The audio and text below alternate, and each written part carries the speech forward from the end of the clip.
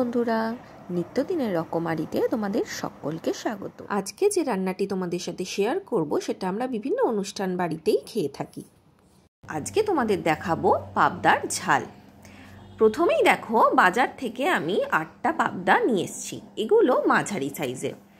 এগুলো আমি প্রথমেই নুন, হলুদ এবং সর্ষের তেল মাখিয়ে একটা পাশে রেখে দিলাম।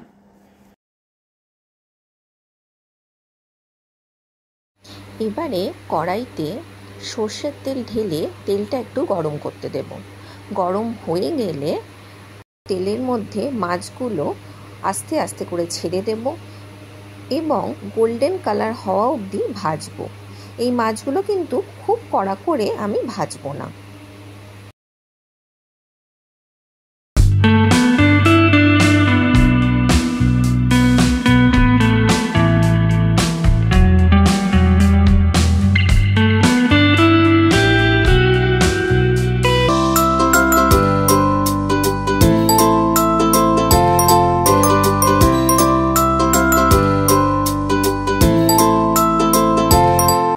মাছ ভাজার সময় ছোট্ট একটি টিপস আমি তোমাদের সাথে শেয়ার করছি।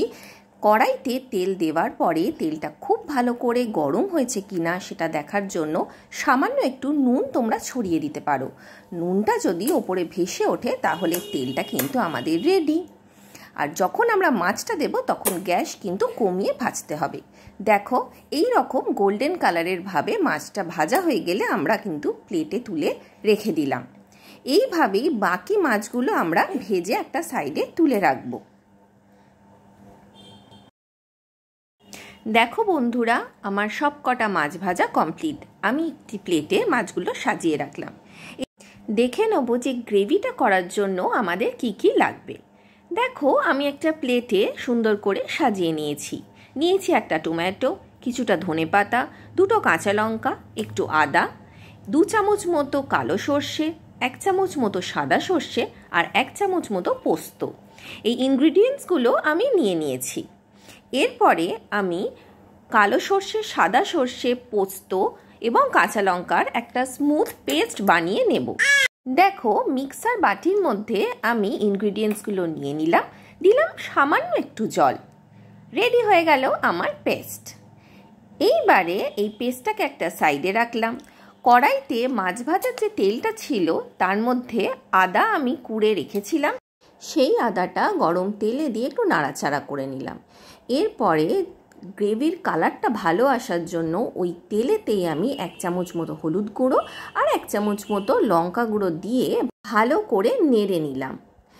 এরপরে যে টমেটোটা আমি রেখেছিলাম সেই টমেটোটা কুচি কুচি করে আমি ওই তেলের মধ্যে দিয়ে আবারও খুন্তি দিয়ে ভালো করে নাড়িয়ে নিলাম, যাতে টমেটোটা ভালো করে গলে যায়। দেখো, টমেটোটা গলে গিয়ে রঙটা কি সুন্দর চলে এসেছে। এরপরে যে পেস্টটা আমি করে রেখেছিলাম সেই পেস্টটা চামচে করে করে দিয়ে দিলাম। আর বাকি যেটুকু গায়ে লেগেছিল সেটা আমি এই বাটিটার মধ্যে সামান্য একটু জল দিয়ে ভালো করে নাড়িয়ে নিয়ে সেই জলটাও কড়ার মধ্যে দিয়ে দিলাম।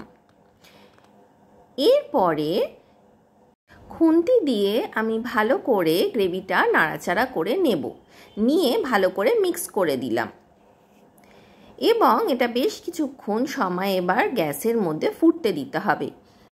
এই গ্রেভিটা রেডি করার সময় গ্যাসের যে ফ্লেমটা সেটা আমি মিডিয়ামে রেখে দেবো এবং তেল ছাড়া অবধি আমি অপেক্ষা করব। গ্রেভিটা ফুটতে শুরু করলে আমি দিয়ে দেবো পরিমাণ মতো নুন।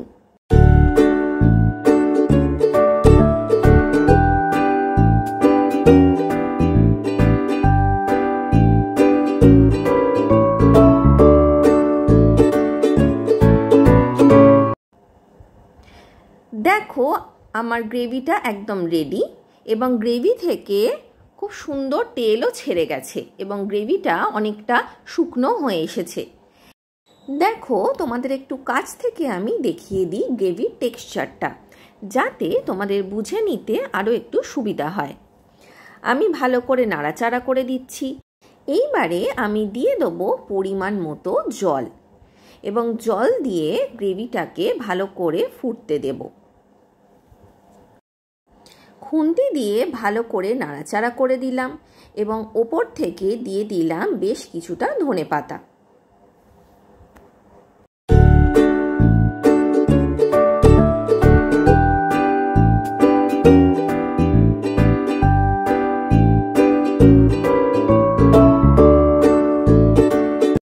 দেখো জল দেওয়ার পরে গ্রেভিটা খুব ভালোভাবে আমার ফুটে গেছে। এবারে আমি যে মাছগুলো ভেজে রেখেছিলাম সেগুলো একটি একটি করে এই ফুটন্ত গ্রেভিটার মধ্যে দিয়ে দিয়ে ভালো করে ফুটিয়ে নেব এবং যতটা পরিমাণ আমি গ্রেভি রাখতে চাই সেই মতো গ্রেভি হয়ে গেলে আমি গ্যাস অফ করে দিলাম। আজকে আমাদের পাবদার ঝাল ready to serve.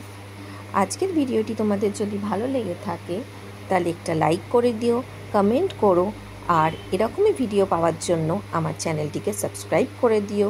Thank you.